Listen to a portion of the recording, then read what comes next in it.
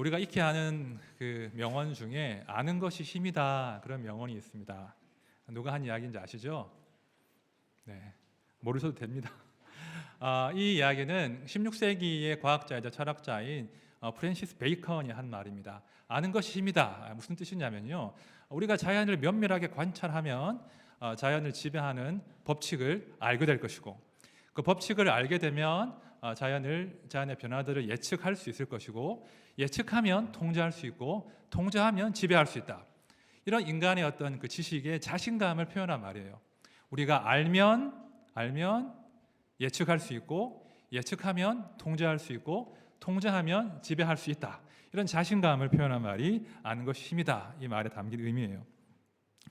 제가 한때 이제 이 격언에 대한 그 격언에 담긴 스토리를 들으면서 맞다. 인류가 그 알미 성장할수록 지식이 성장할수록 인류가 더 큰 힘을 얻을 것이다.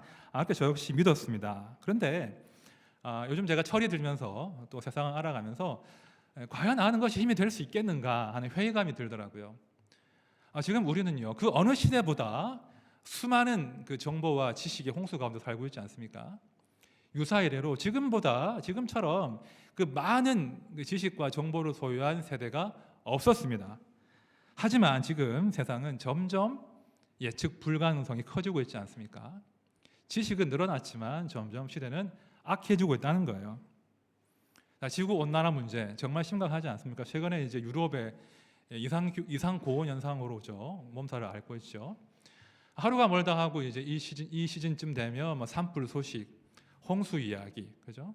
해마다 역대급으로 이제 그런 이상 기후들에 대한 증후들이 드러나고 있습니다. 지금 우리가 통과하는 코로나 바이러스도 만만치 않죠. 그리고 정말 반인륜적인 범죄들, 이런 일이 정말 있을 수 있을까 하던 일들이 이제는 정말 다반사로 벌어지고 있지 않습니까? 최근에도 한 모 대학에서 여학생이, 그죠? 동급생 남학생에 의해서 정말 비참하게 생을 마감하는 일이 있었죠. 우리는 지식을 쌓아가면서 예측 가능하고 통제 가능한 시대를 맞이할 것이다. 우리가 넉넉하게 이 세상을 지배할 것이다 라고 낙관했지만 오히려 그 반대인 거예요. 오히려 우리는 예측 불가능하고 악이 점점 그 세력을 더해가는 그런 시대를 지금 살고 있다는 겁니다. 또 그 가운데 우리 신자들은 아프게 질문하는 거죠. 과연 우리가 소유한 믿음이 이 악한 시대를 돌파해낼 수 있는 어떤 능력이 될 것인가? 우리가 소유한 이 믿음이 과연 이 시대 가운데 어떤 답을 낼 수 있을 것인가? 그런 질문들을 던지게 되는 그런 시기라는 것이죠. 앞으로 저는 한 4주 정도에 걸쳐서 열왕기상 말씀을 살펴보려고 합니다. 특별히 아합 왕이 다스리던 시대의 이야기를 하려고 하는데요. 여러분 아합 왕 아시죠? 그 아내 이세벨에도 유명하지 않습니까? 이 아합과 이세벨은 북이스라엘 역사 가운데 가장 악한 왕이었어요. 가장 악하게 이스라엘을 통치했고 북이스라엘이 우상 숭배하는 나라로 전락하도록 이끄는 사람들이 바로 이 아합과 이세벨입니다. 오늘 저는요, 이 아합과 이세벨이 상징하는 하나님을 대적하는 시대 정신에 관한 이야기를 나누어 보려고 합니다. 특별히 오늘 본문 말씀을 통해서 정말 이 아합과 이세벨이 지배했던 그 시대가 어떤 시대 정신의 지배를 받았었는가, 그것이 어떻게 그들의 삶을 파괴했는가, 그런 이야기를 해보려고 합니다. 자, 참고로 말씀드리면 앞으로 한 4주, 5주 정도 이제 열왕기상 말씀을 저희가 볼 텐데요. 말씀을 좀 잘 따라오시려면 좀 미리 통독을 해주시면 좋을 것 같아요. 그래서 이제 오늘 집에 돌아가시거든 주중에 한 12장 정도부터요, 열왕기상 12장 정도부터 마지막 장까지 통독을 하시면 앞으로 말씀을 들으실 때 유익하실 것 같습니다. 자 이제 본문으로 들어갈 텐데요. 이제 본문을 보기 전에 간단하게 역사적인 배경 설명을 하도록 하겠습니다. 저는 사실 역사를 굉장히 좋아하거든요. 역사를 굉장히 좋아하는데 그 역사가 되게 호불호가 갈리더라고요. 그래서 역사 이야기를 하면 굉장히 싫어하신대요. 졸려하시고 아니신가 보다요. 제가 설교를 준비하다가 얼마나 길게 해야 될까, 얼마나 줄일까 고민을 많이 했는데 한번 해보겠습니다. 자, 오늘 이제 아합 왕의 이야기가 나와 있는데요. 이 아합 왕의 아버지는요, 오므리라는 사람이에요. 오므리. 이름이 되게 재밌죠. 오므리 재밌지 않습니까? 다리 오므리. 오므리. 오므리라는 사람이 이제 아합 왕의 너무 썰렁했나요? 예. 이 오므리라는 사람이 이 아합 왕의 그 아버지인데요. 이 오므리가 왕이 아니었어요. 오므리가 왕이 아니고 북이스라엘의 아주 유능한 장수 사령관 출신인데 이 북이스라엘이 이제 여러 가지 정변 가운데 빠진 거예요. 그래서 왕이 죽임을 당하고 반란이 일어나고 그런 가운데 그 모든 정변들을 정리하고 이스라엘의 왕이 된 사람이 바로 오므리, 아합 왕의 아버지예요. 이 오므리가 굉장히 유능한 사람이었는데요. 북이스라엘의 수도를 사마리아로 옮긴 사람이 바로 오므리예요. 그죠? 사마리아 산을 사서 이 사마리아를 군사적인 요충지로 만든 다음에 수도로 만든 사람이 바로 이 오므리라고 왕이에요. 이 오므리 시대에 이스라엘이 굉장히 번영을 하거든요. 그래서 당시 고대 근동의 문헌들을 보면 이 오므리 왕을 모든 왕 가운데 최고의 왕으로 묘사하고 있다고 해요. 그러니까 이스라엘의 모든 왕 가운데 오므리를 최고다라고 이야기하는 거죠. 그리고 아수르의 문헌들을 보면 이 북이스라엘 땅을 오므리의 땅 이렇게 묘사한다고 해요. 그만큼 이 오므리 시대에 북이스라엘이 큰 번영을 이룩합니다. 자, 그리고 그 아버지의 뒤를 이어서 그 아버지의 후광을 얻고 번영을 이어받아서 왕이 된 인물이 바로 아합이에요. 그러니까 아합 시대 또한 굉장한 그 경제적인 또 군사적인 또 정치적인 번영을 이루었다는 것이죠. 자, 그런데요. 오늘 우리가 읽은 말씀을 보면 그러니까 세상적으로 볼 때는 충분히 아합 왕이 성공한 왕이었다고 하지만 하나님의 평가는 그렇지 않더라는 겁니다. 자, 본문 30절 말씀을 우리 다 함께 읽겠습니다. 시작. 오므리의 아들 아합이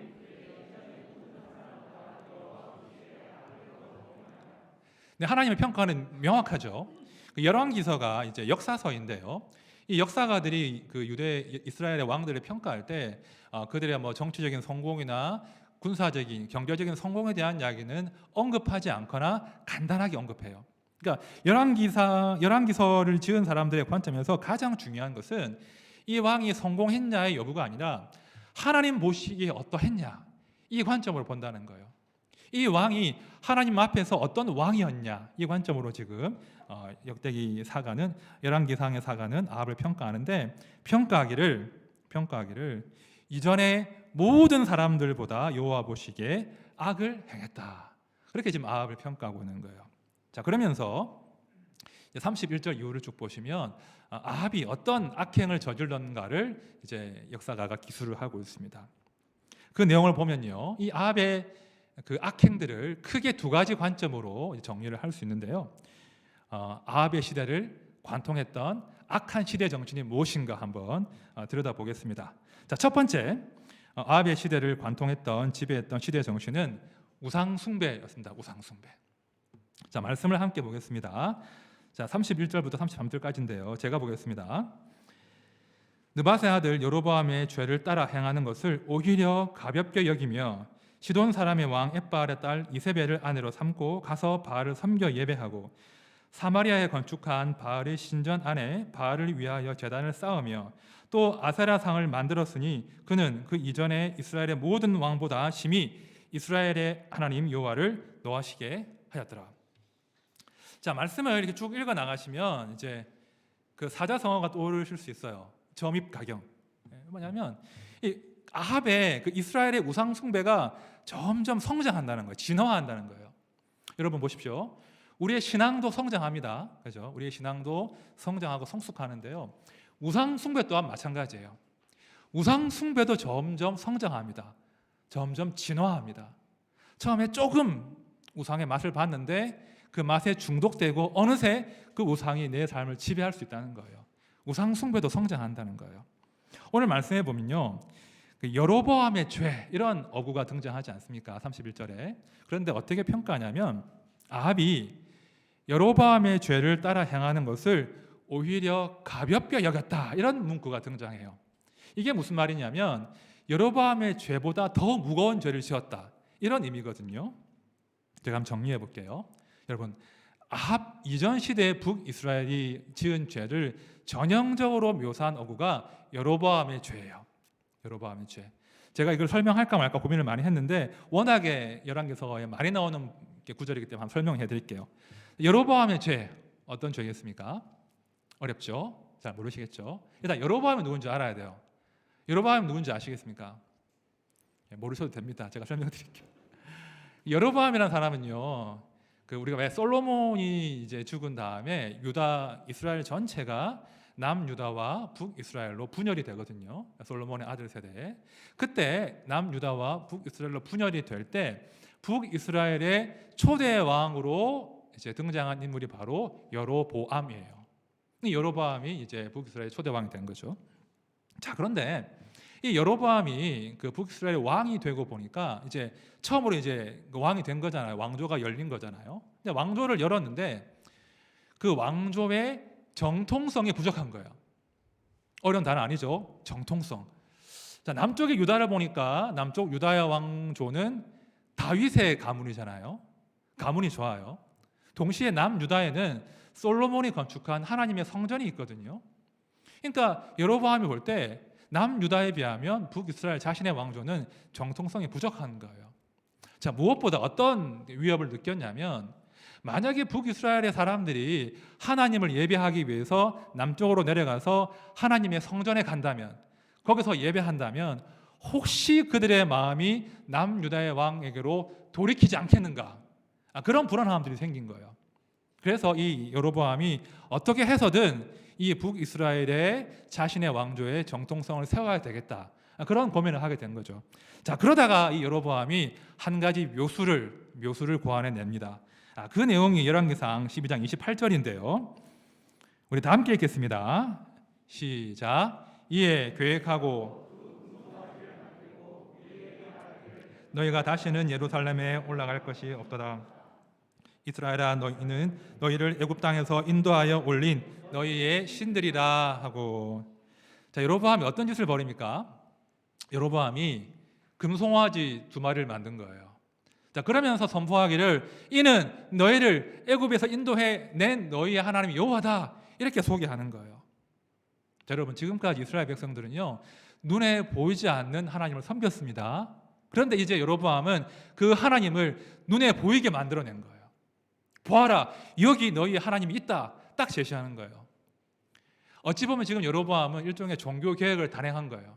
그렇지 않습니까? 눈에 보이지 않는데 이제 그 하나님을 눈에 보이게 업그레이드 시킨 거예요. 왜냐하면요, 사람들은 눈에 보이는 신을 선호합니다. 신이 안 보이는 것보다 눈에 보이는 신을 선호한다고요. 여로보암이 그 인간들의 욕망을 간파한 거죠. 그래서 눈에 보이는 하나님을 만들어서 이것이 너희의 하나님이다 라고 지금 백성들에게 제시한 겁니다. 지금 여로보암은요, 철저하게 정치적인 계산으로 움직이고 있는 거예요. 하나님 말씀과는 상관없이 정치적으로 자기에게 유리한 대로 하나님을 이용해서 하나님의 우상을 만들어낸 것이죠. 여러분, 하나님께서 금하신 것이 있는데 십계명에서 형상을 만들지 말라 했어요.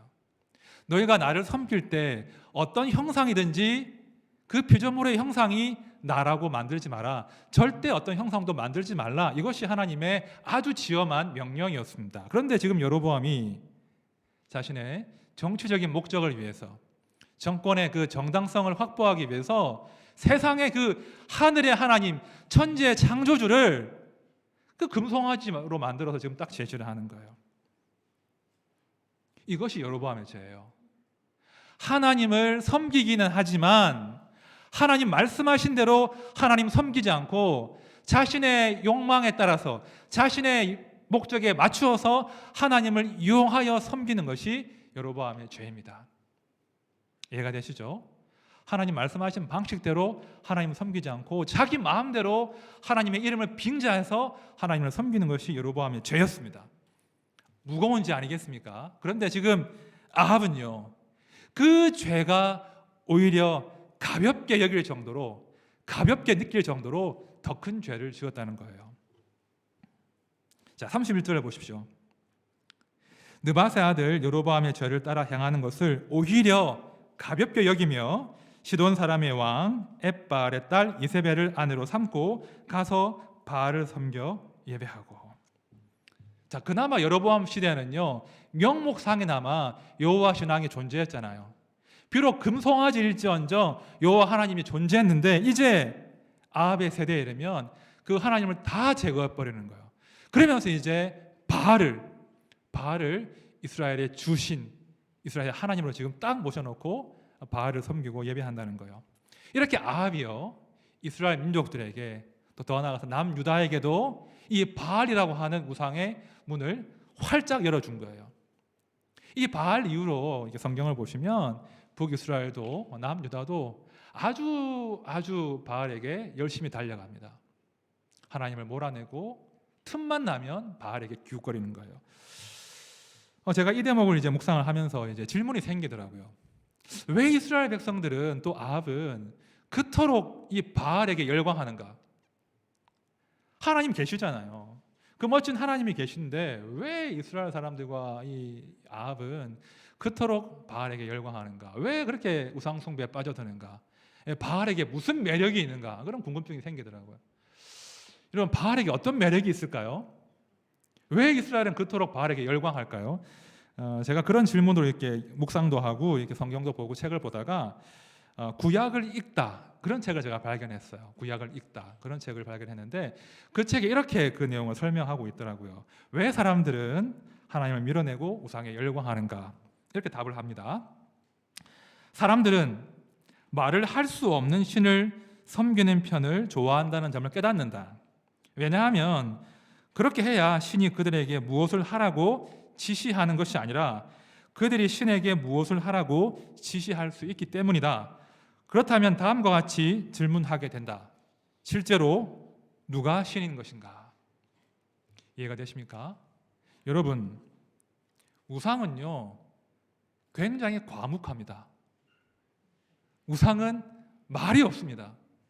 우상은 이렇게 살아야 돼, 저렇게 살아야 돼 전혀 요구하지 않습니다. 우상은 내가 가진 욕심, 그것이 탐심이라고 할지라도 그 탐심에 대해서 정죄하지 않습니다. 오히려 우상은요, 우상 앞에 가면 마음껏 내 욕망과 탐심을 발산할 수 있다는 거예요. 그 우상에게, 그 신에게 적절하게 보상하기만 하면, 적절한 제물을 드리기만 하면 그 우상 앞에서 내 마음껏 내 욕망을 발산할 수 있다는 거예요. 우상은요 굉장히 다루기 쉬운 신이에요. 말이 없으니까요.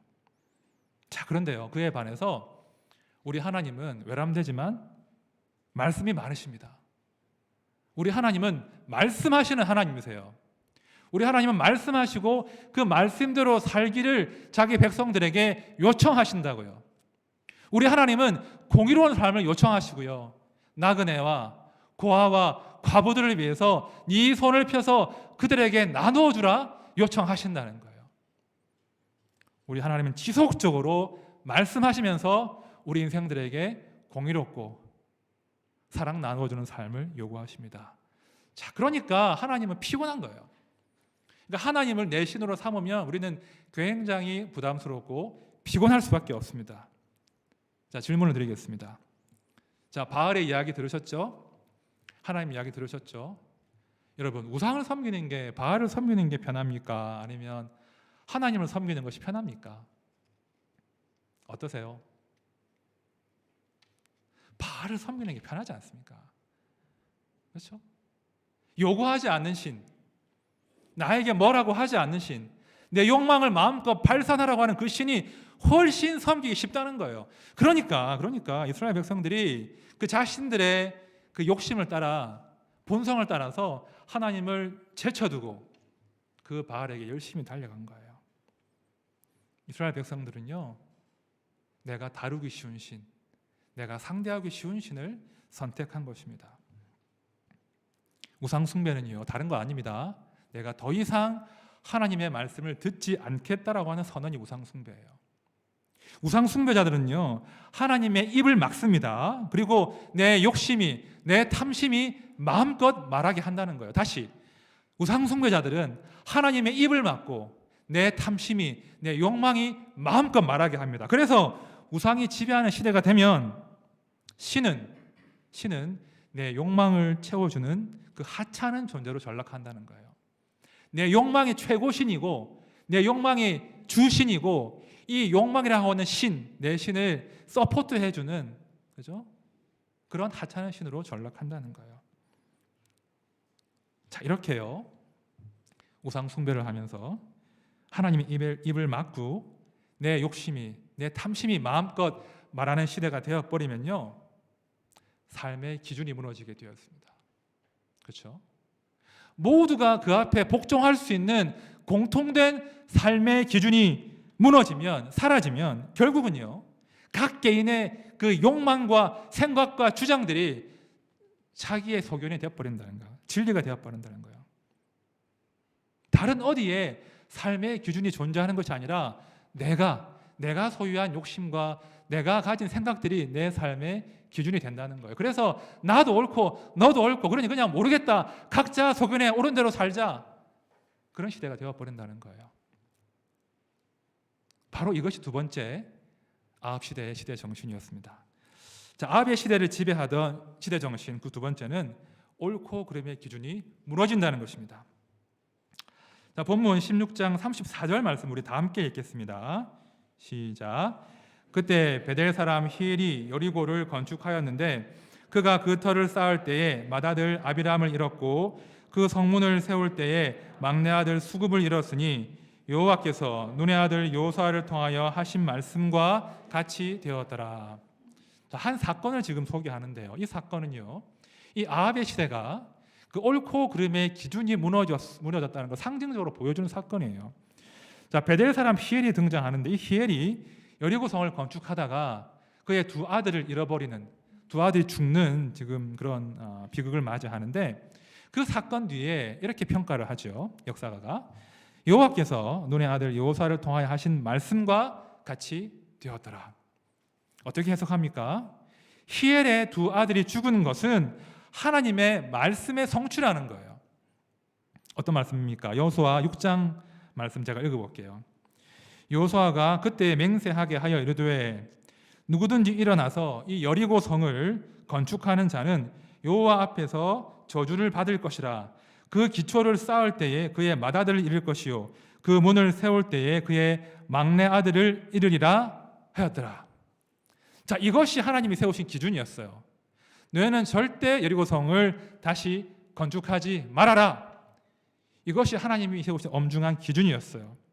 하지만 불행하게도 아합의 시대에는 이 하나님의 기준이 무너져 있던 거예요. 몰랐던 거예요. 말씀의 기준을 존중하지 않다가 비극을 맞이한 거죠. 자, 오늘 본문에 나와 있지는 않은데 여러분, 그 히엘이 여리고 성을 건축할 때 자기가 결정했겠습니까? 그 건축을? 아닐 거예요. 아합 왕이 결정하고 지시했을 거예요. 왕이니까요. 그 여리고 성이 이제 아주 그 군사적으로 요충지거든요. 성을 잘 세우면 이제 이스라엘을 방비할 수 있는 좋은 성이었기 때문에 아합이 건축을 명령한 거예요. 여러분, 아합이 히엘에게 여리고 성 건축을 명령할 때 말입니다, 이 여호수아의 말씀을 알았을까요? 몰랐을까요? 궁금하지 않으세요? 말씀이 설명하지는 않습니다. 만약에 아합이 그 여호수아의 말씀을 알고도 그 명령을 했다면 아합은 정말 나쁜 왕이에요. 그렇죠? 일단 하나님의 말씀을 멸시했다는 것이고, 혹시 두 사람 정도 죽는다고 해도 개의치 않아, 그걸 지금 보여주는 거거든요. 혹시 성을 짓다가 혹시 그 말씀이 성취가 되어서 사람 몇 명 죽더라도 상관없어, 이게 아합의 태도였다는 거예요. 만약에 아합이 그 명령을 몰랐다면 그 백성들의 그 지도자가 그 말씀의 기준에 무지함으로, 그 말씀의 기준을 망각함으로 애매하게 백성들의 가족이 비극을 맞이했다는 거예요.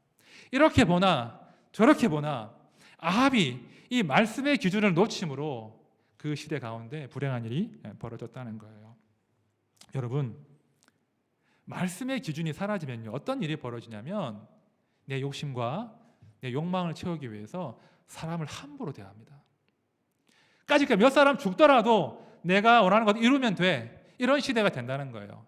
내 욕심이 내 삶의 기준이기 때문에 그 욕심을 채울 수만 있다면 내 주변 사람들을 아무렇지도 않게 가벼이 여긴다는 거예요. 그들을 내 성공을 위한 도구로 삼을 수 있다는 거예요.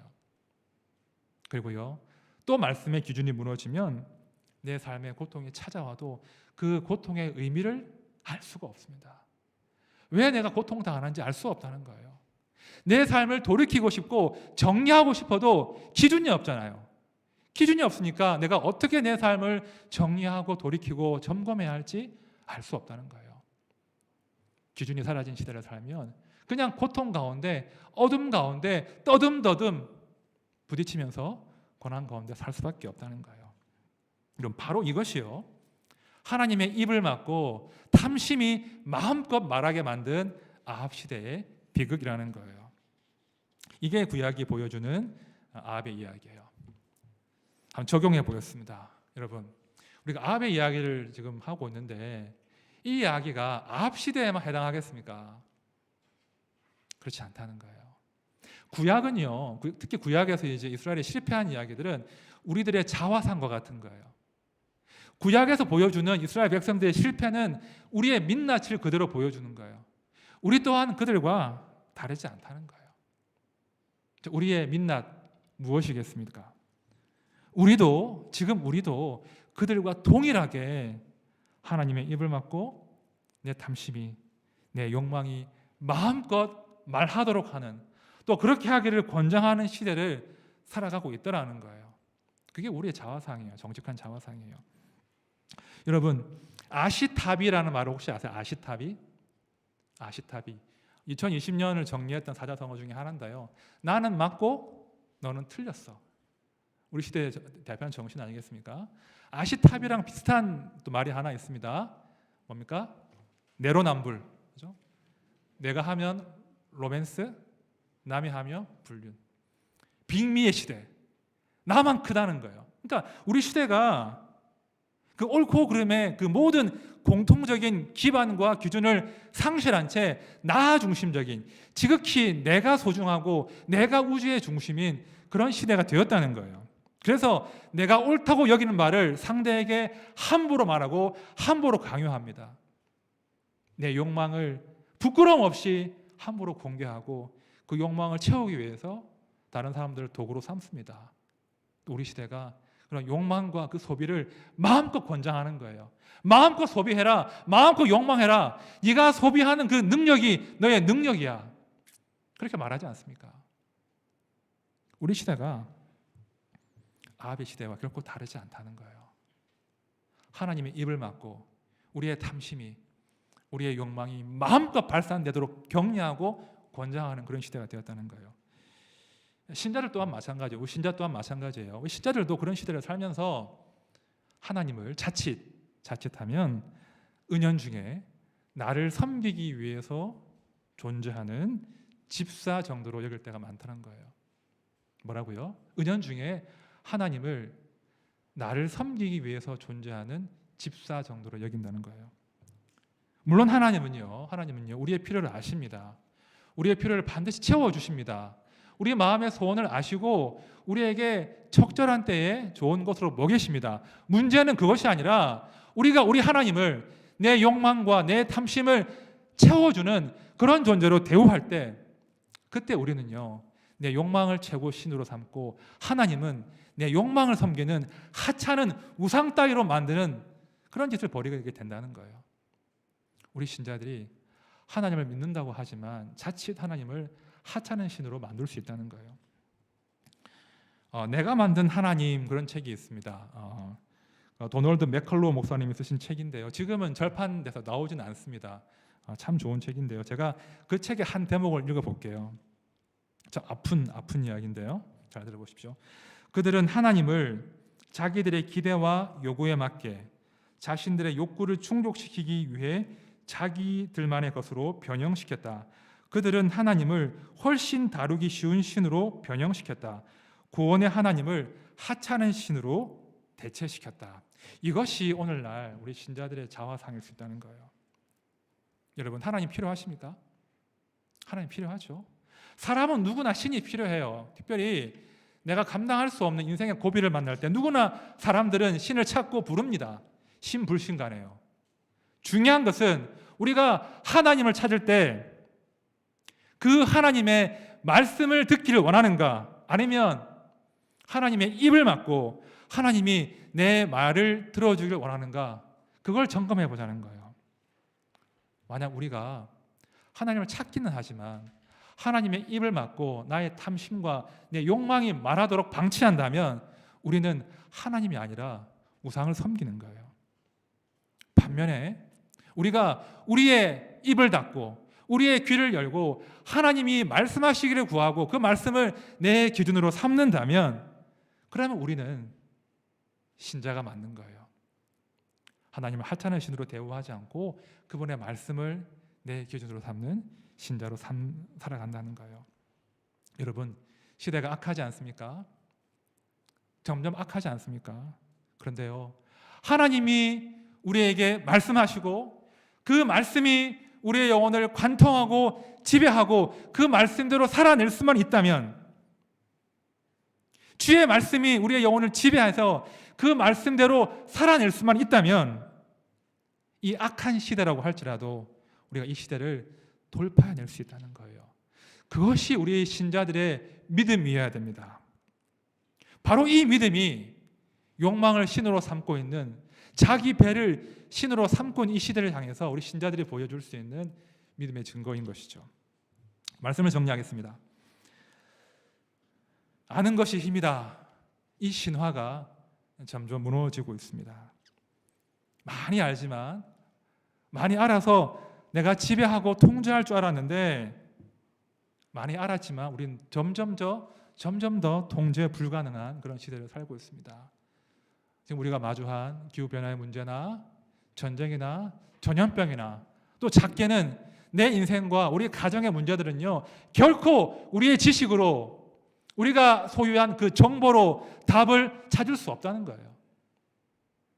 우리 신자들은 다시 기본으로 돌아가야 됩니다. 우리가 알아야 할 것은 하나님의 말씀이에요.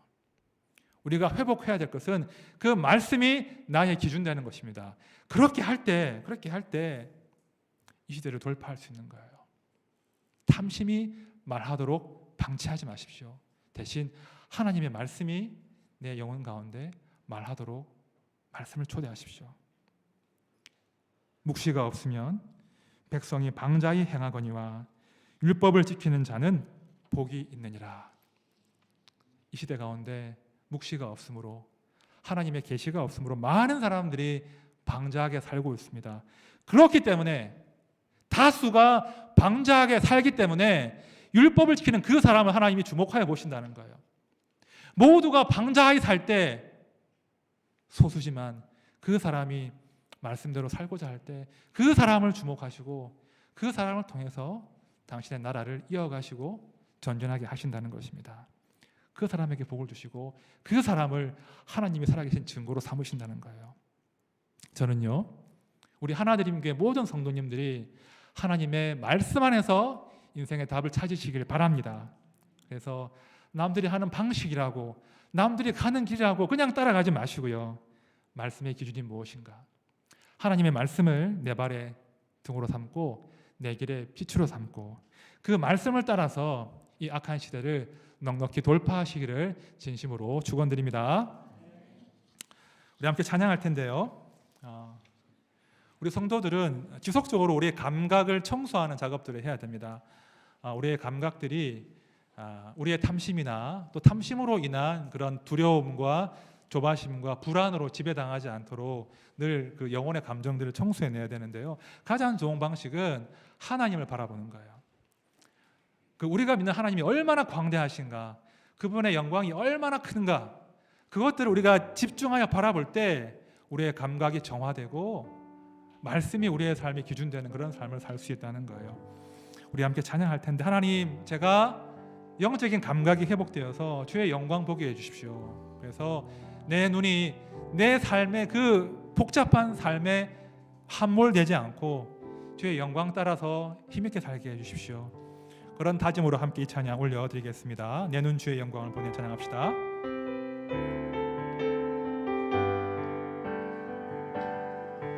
내 눈 주의 영광을 보내, 우리 가운데 계신 주님, 우리 가운데 계신 주님, 그 빛난 영광, 그 빛난 영광 온 하늘 덮고 그 찬송 온 땅 가득해. 그 찬송 온 땅 가득해. 우리 하나님의 영광에 집중합시다. 내 눈 주의 영광을 보내. 내 눈 주의 영광을 보내.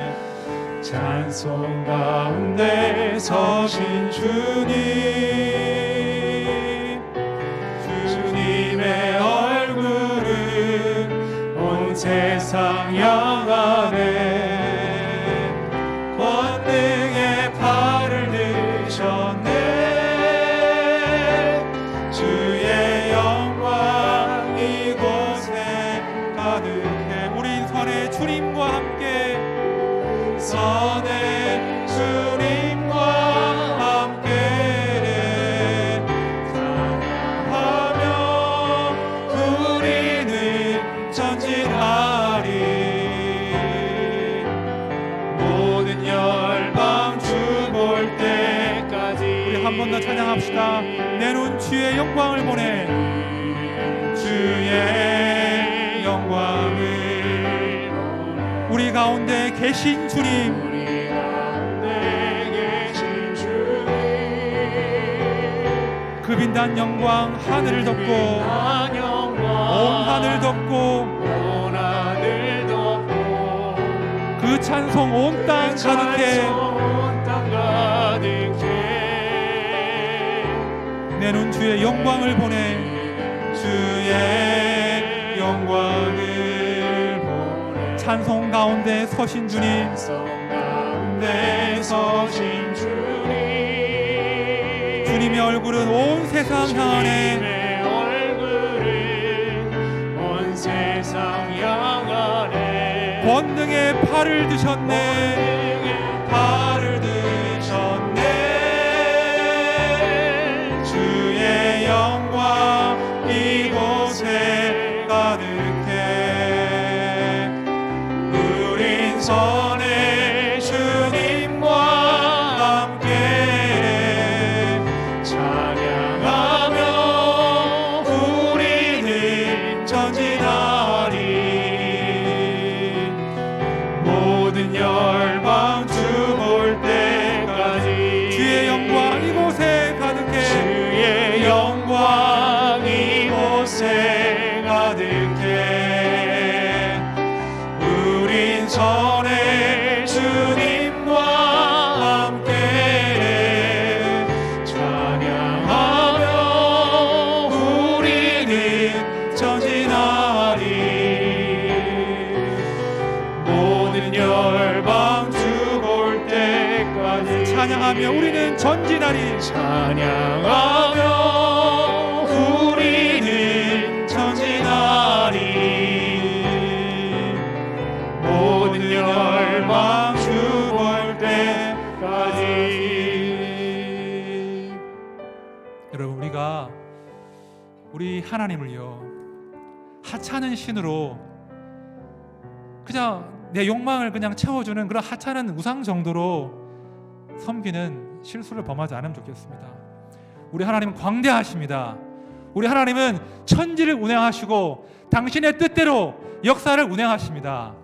우리가 하나님의 일하심을 기대합시다. 하나님의 영광이 이 땅 가운데 내 삶을 통해서 드러나기를 기대합시다. 비록 지금 내 인생이 설명할 수 없는 고난 가운데 묶여 있을지라도, 비록 내 인생의 걸음이 한치 앞이 보이지 않는 어둠 가운데, 안개 가운데 있을지라도 그 영광의 주님께서 내 삶을 반드시 당신의 손으로 인도하실 것입니다. 그 하나님의 영광을 기대합시다. 우리 기도합시다. 하나님, 제 삶이 하나님의 영광을 목도하는 삶이 되게 해주십시오.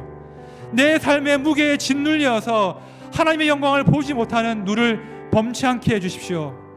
우리 가정과 우리 아들, 딸과 우리 아내와 남편과 우리 하나드림 교회가 하나님이 얼마나 멋진 분이신지, 복음이 얼마나 탁월한지, 우리 하나님 얼마나 사랑이 많으시고 공의로우신 분인지 그 하나님을 보여줄 수 있는 그런 나와 우리 가정과 우리 아이들과 남편과 아내와 우리 교회 될 수 있도록 하나님 도와주십시오. 우리 함께 간절히 기도하겠습니다.